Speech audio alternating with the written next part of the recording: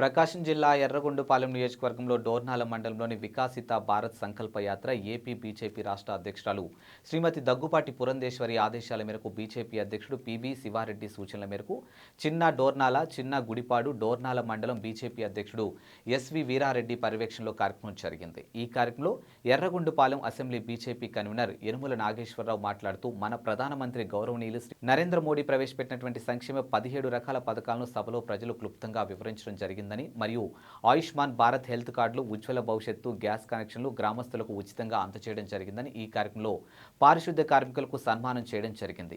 ఈ కార్యక్రమంలో రాష్ట్ర state council member B Malla Reddy Srinivasulu, నియోజకవర్గం పిఎం విశ్వకర్మ అల్లూరు రెడ్డి, లక్ష్మారెడ్డి, అల్లూరు రెడ్డి, శ్రీను, గాలయ్య, బత్తుల చిన్న, బాదుర్ల మండల అధికారులు, సచివాలయ సిబ్బంది, గ్రామ సర్పంచ్లు మరియు వాలంటీర్లతో ప్రజలు పాల్గొని విజయవంతం చేయడం జరిగింది। అలానే ఏపీఓ గారికి, అగ్రికల్చర్ ఏఓ గారికి, వివిధ శాఖల నుంచి వచ్చిన అందరికీ నా యొక్క ధన్యవాదాలు।